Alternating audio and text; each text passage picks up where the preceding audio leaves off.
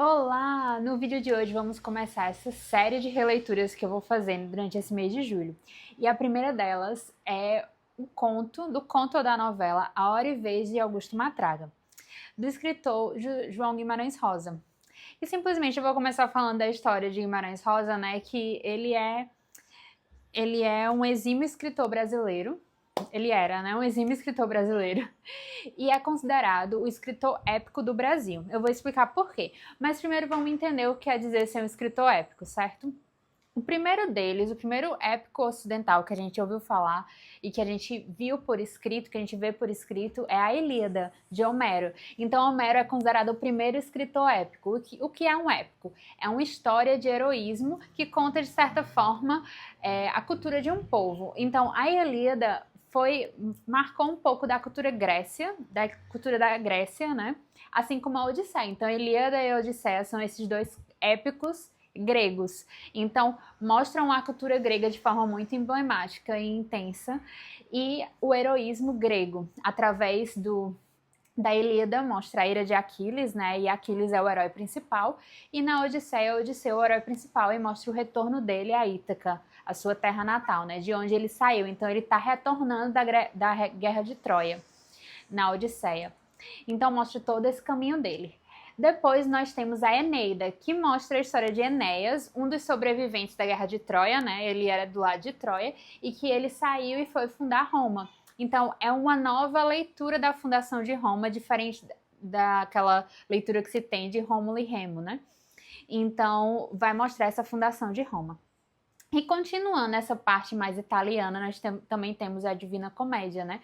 Que vai mostrar o trajeto, essa história em que Dante vai passar pelo inferno, pelo purgatório e para o paraíso, vai para o céu, vai para o paraíso. Então, é também uma trajetória. Então, normalmente, os épicos são trajetórias que mostram a cultura de um povo.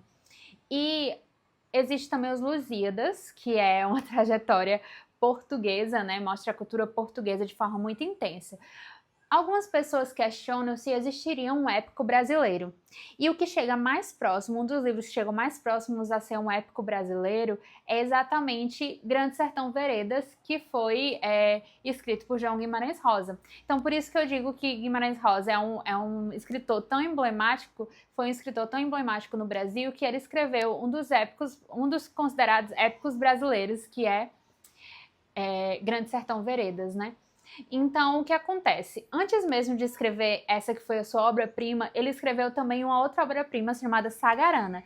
E essa obra Sagarana é dividida em nove contos ou novelas. E A Hora e Vez de Augusto Matraga foi a última novela dessas 9 novelas que mostram a história de um povo, né? O povo sertanejo, de forma mais específica. Guimarães Rosa gostava de escrever sobre o povo sertanejo. Então, é algo muito forte para ele essa cultura de forma especial sertaneja, porque o Brasil é infestado de diversas culturas, né? Mas é exatamente essa dimensão mais sertaneja que ele busca mostrar. Existem outras histórias, né? Outros romances também podem ser considerados épicos, mas eu tô falando mais para esse lado de Guimarães Rosa para a gente poder ter um contexto, né? Da importância que ele foi como um escritor no Brasil. Certo? Só para dar uma pincelada mesmo em quem ele foi e da importância dele. Agora vamos para a novela, né? Vamos para o conto. A Hora e Vez de Augusto Matraga. Augusto Matraga também era chamado Nhô Augusto. E ele era aquele coronel, bem de coronel mesmo, que a gente, quando estuda história, ouve falar do coronelismo, né? Nordestino, sertanejo, não sei se você está me assistindo, se é daqui do Nordeste, né? Mas eu, como sou paraibana, sempre ouvi muito falar dessas histórias, né? Que existia muito colonialismo, principalmente na dimensão política, antigamente e tudo. E eu acredito que pelo Brasil como um todo, quando eram mais formados por fazendas, existia muito isso. Por mais que aqui no Nordeste, como que estivesse perdurado um pouco de tempo mais do que no restante do Brasil, digamos. A gente tem uma impressão de que aconteceu dessa forma, né? Então, Augusto Matraga, ou Ion Augusto, era aqueles coronel bem ruim, sabe? Ele traía a esposa, ele saía matando todo mundo, a família dele tinha, né? Ele tinha terras, muitas posses, e tinha um monte de jagunços que, na verdade, tinha vários ele tinha várias pessoas que tinham poder, né? Ele tinha poder para com essas pessoas. Eu tô vendo aqui um pouquinho das minhas anotações, que é sempre bom lembrar, ver direitinho do jeito que eu quero falar. Então, ele tinha uma esposa e tinha uma filha de 10 anos, mas mesmo assim vivia traindo a esposa e tudo. A gente sabe disso porque no começo da história tá tendo uma festa na igreja.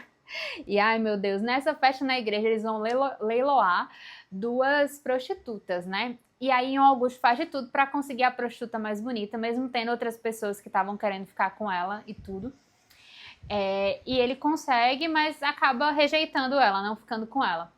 E depois quer voltar para casa e manda a esposa e a filha voltarem para casa e tudo. E a esposa, a gente consegue perceber que a esposa já tá cansada dele, cansada das traições dele, cansada de tudo que ele faz, da maneira que ele a trata, porque ele a trata muito mal, trata a filha muito mal. Então, ela não aguenta mais. E tem um outro rapaz chamado Ovídio, deixa eu lembrar aqui o nome dele, Ovídio Moura, que tá dando em cima, né, da esposa de João Augusto. E fica dizendo, você tem que vir comigo, vamos morar comigo e tudo, vamos lá. E aí ela acaba indo. Então, em vez dela voltar para João Augusto, ela acaba fugindo com esse rapaz, Ovídio Moura, né? Mas ela tá com muito medo de João Augusto matar ela, matar a filha, matar todo mundo, né? Matar o seu Ovídio também e tudo. Mas acaba indo. E é como se um sincronismo acontecesse nesse momento em que ela se decide por ir com ele, com Ovídio Moura, que todo mundo se volta contra o João Augusto. A gente não sabia ainda, mas o João Augusto tá falindo, sabe? Então ele não tem mais dinheiro para pagar os capangas dele. E acaba que os capangas dele debandam dele e vão ser contratados por Major Consilva. Então no momento que ele fica sabendo que a esposa deixou ele quer ir atrás da esposa. Aí vai chamar meus capangas. E acaba que os capangas dele já tem tudo ido para ser o Major Consilva, porque ele tem oferecido mais dinheiro para eles. Inclusive, os capangas deles também não gostavam dele. Ninguém da cidade, resumindo, ninguém da cidade gostava dele. Ele era mal falado, mal amado por todo mundo, pela esposa, pela filha. Pela filha nem tanto, né? Mas principalmente pela esposa. A filha não entendia ainda tanto, tinha só 10 anos. E também pelos capangas dele, por todas as pessoas da cidade. A única pessoa que gostava dele era o mensageiro, né? Que infelizmente depois ele descobre que ele acabou falecendo porque ficou do lado dele. E aí, quando ele vai enfrentar Major Consilva, sem lenço nem documento, sem nenhum capanga, que todos os capangas dele já estavam com ele, né? Ele leva os capangas dele, todo mundo vai batendo muito nele, querem bater nele até a morte, né? Porque o Major Consilva manda matar. E acaba que ele já tá quase morto, perto de morrer, ele acaba conseguindo fugir dos capangas dele e os antigos do Major Consilva também. Ele cai de um barranco e consegue fugir, porque todo mundo pensa que ele morreu, né? Era o barranco mais alto da cidade. E aí, no fim, o Preto e a Preta, que era um casal que morava ali embaixo do precipício, no caso, né, conseguem encontrá-lo e o salvam, né, literalmente o salvam, cuidam dele, ajeitam ele, dão remédio, ajudam ele. E ele, por várias noites, ele fica bramindo de dor, assim, né? Fica com muita dor, fica muito fisicamente, porque ele teve muitos ferimentos, né? Mas também na alma. Eu acho que a dor mais importante que ele viveu nesse tempo foi a dor da alma, de se perceber, de perceber todos os pecados que ele viveu. E ele realmente fala assim, sabe? Sobre os pecados. E ele começa a ter crises e mais crises de choro, de arrependimento. E, por fim, ele pede para que chamem um padre para que ele se confesse. Então, assim, toda essa dimensão gera uma reviravolta, uma transformação impressionantes em Augusto, né? Que é o Augusto Matraga. E que acaba que ele quer se confessar com o padre. E é muito bonita essa conversa dele com o padre. Aí eu vou ler alguns trechos aqui para vocês, só para vocês saberem, assim, da profundidade que existe essa conversa, que acontece nessa conversa com o padre, certo? Se eu pudesse ao menos ter a absolvição dos meus pecados, então eles trouxeram uma noite muito a escondido o padre, que o confessou e conversou com ele muito tempo, dando-lhe conselhos que o faziam chorar. Mas será que Deus vai ter pena de mim, com tanta ruindade que fiz, e tendo nas costas tanto pecado mortal? Tem, meu filho. Deus mede a espora pela rédea, e não tira o estribo do pé de arrependido nenhum. Eu amo essa linguagem, esse linguajar nordestino, sabe, sertanejo. Aí mais pra frente, o padre aconselha ele a viver uma nova vida daqui pra frente, até para se penitenciar também pelos seus pecados de uma vida inteira, né? Reze e trabalhe, fazendo de conta que esta vida é um dia de capina com sol quente, que às vezes custa muito a passar, mas sempre passa. E você ainda pode ter muito pedaço bom de alegria. Cada um tem a sua hora e a sua vez. Você há de ter a sua. Então, isso acaba sendo como que um rema da vida de Augusto Matraga, já que tá aqui pra frente, né? Cada um tem a sua hora e a sua vez, e a minha hora há de chegar, a minha hora há de chegar. Ele mesmo diz que a vida dele agora é para apagar os pecados, né? Ele não quer mais viver nada. Tem um momento no começo do tempo dele de penitência que ele não quer viver mais nenhuma alegria na vida, né? Ele para de beber, ele para de fumar, ele não fica com nenhuma mulher mais, ele não quer mais nada, ele só fica o dia inteiro trabalhando, o dia inteiro capinando. Ele com o preto e com a preta, depois que eles estão recuperados, se mudam para uma outra cidade mais longe, que a família dele tinha uma terra por lá perto. E eles ficam trabalhando lá. Lá eles chegam e ninguém os conhece. Eles só sabem que é um homem bom. Chega um homem bom, meio doido assim, porque ele só quer ajudar todo mundo. Então ele passa os dias e mais dias ajudando todo mundo, querendo saber no que eles precisam de trabalho, de coisas, várias realidades. Então, assim, ele só estava esperando a salvação da sua alma e a misericórdia de Deus, como tem aqui um trecho também, né? Ele nunca mais seria gente, o corpo estava estragado por dentro e mais ainda a ideia. E tomaram tão grande horror às suas maldades e aos seus malfeitos passados que nem podia se lembrar, e só mesmo rezando. Então, exatamente, essa história, eu li essa história a primeira vez em 2021 e eu tava me preparando para ir para um retiro, sabe?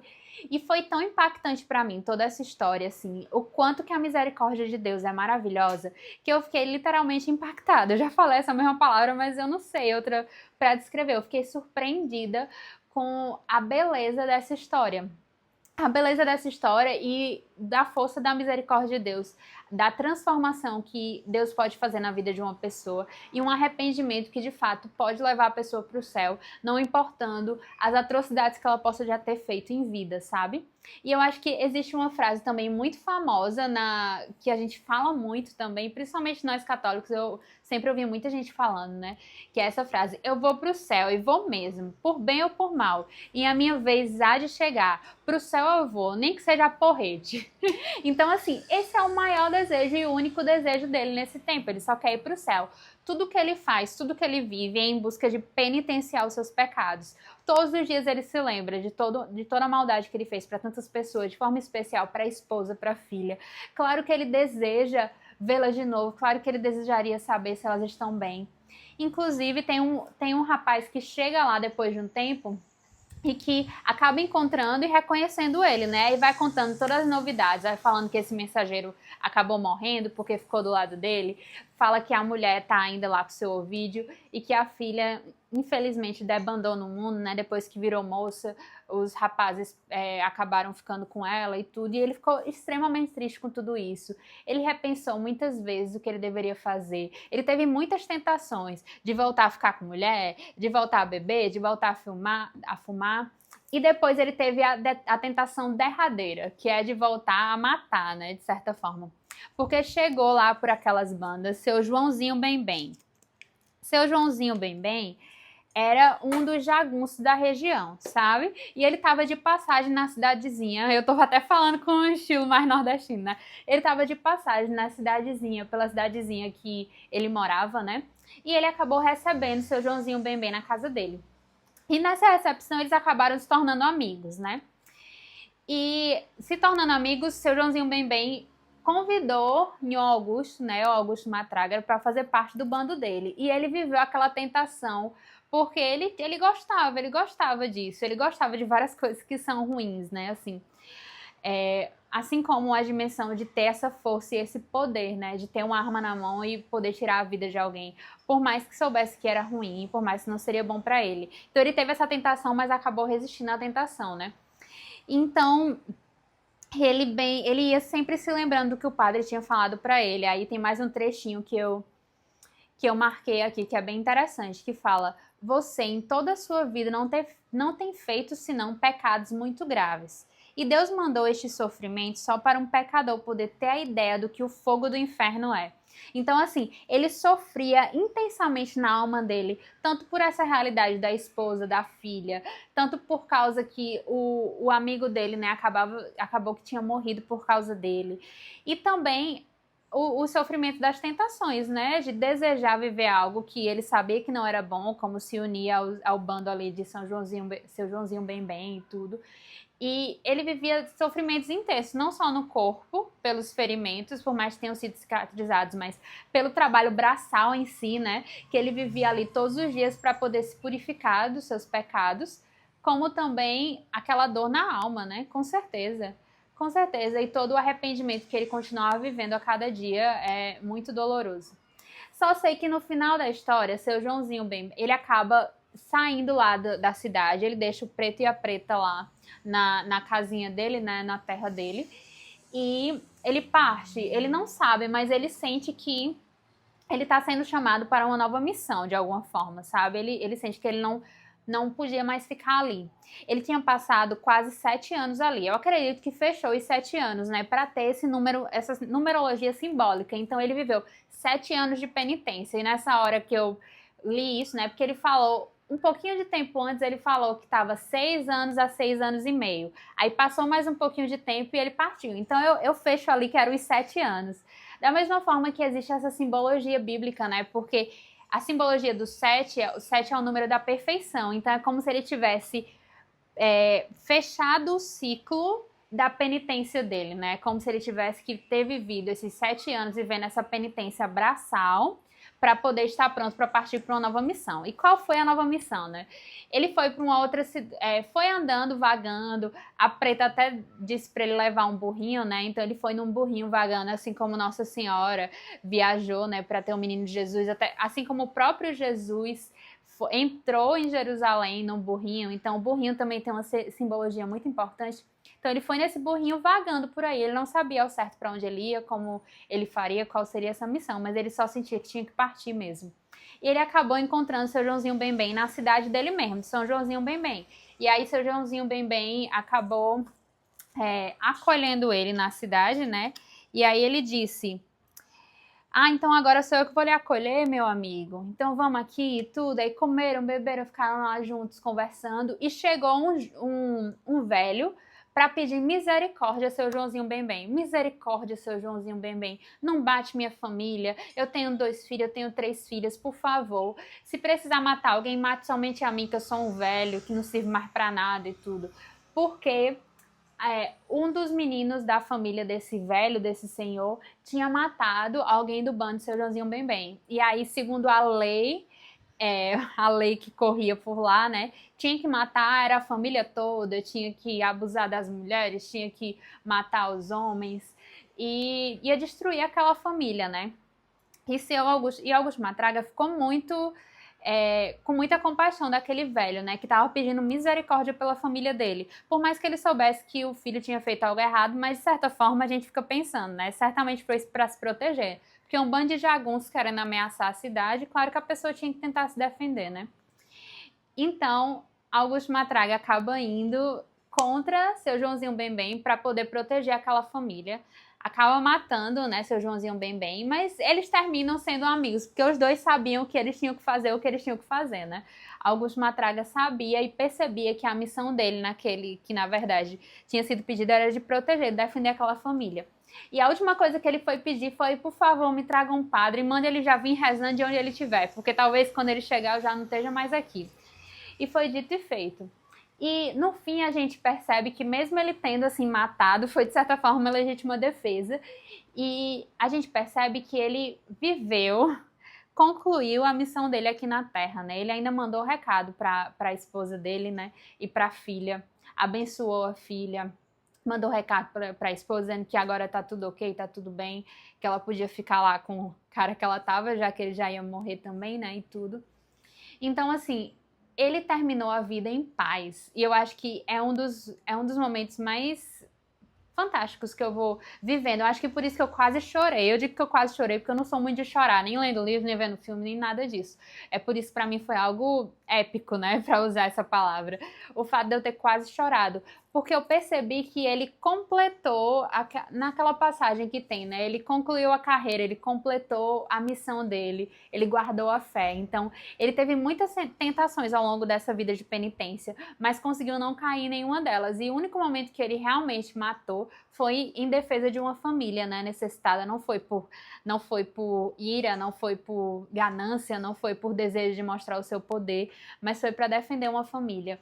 Então, assim, ele concluiu essa vivência da penitência e ganhou o céu, né? Eu acredito que ele ganhou o céu, porque esse era o maior desejo do seu coração e ele viveu por muitos anos diante disso, né? Em vista disso. Ele não quis se vingar, ele não quis viver nada assim de ruim, mas ele quis simplesmente curar-se a si mesmo, né? Se deixar curar por Deus, pela graça de Deus. Ele rezava sempre o texto, ele rezava as suas jaculatórias também, né? Que o padre ensinou para ele a jaculatória, faz o meu coração manso e humilde, né? Jesus manso e humilde de coração, faz o nosso coração semelhante ao vosso. Era uma das jaculatórias dele. A outra jaculatória era: a minha hora e a minha vez há de chegar, eu vou para o céu, nem que seja porrete. Então, eu ia refletindo muito sobre essa dimensão da oração por jaculatória, né? A oração que muitas vezes é conhecida como essa oração popular, essa oração simples, mas tão cheia de fé e tão cheia de amor e tão cheia de desejo de alcançar o céu. Então, assim, é um texto da literatura brasileira, da literatura popular, e que mostra essa união e essa fé na misericórdia de Deus. Eu espero que vocês tenham gostado desse vídeo, eu espero que vocês queiram ler a história, porque é ainda muito melhor do que simplesmente eu contando aqui. Só pelos trechozinhos vocês conseguiram perceber, né? E eu queria pedir um favor de vocês se inscreverem aqui no canal, porque mais de 80% das pessoas que assistem os meus vídeos frequentemente ainda não são inscritos no canal. Você acredita nisso? Eu não. Então eu espero que você, se ainda não é inscrito no canal, possa se inscrever. E até o próximo vídeo, em que eu vou estar falando um pouco sobre O Pequeno Príncipe e as experiências que eu fui tendo através da leitura desse livro.